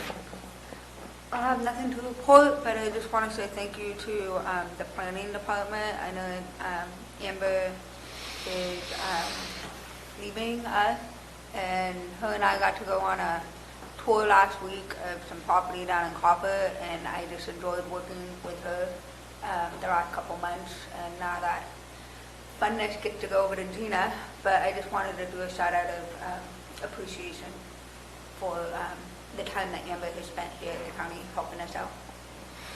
Thank you, Ms. Fullendorf. Thank you, everyone. We call that a day.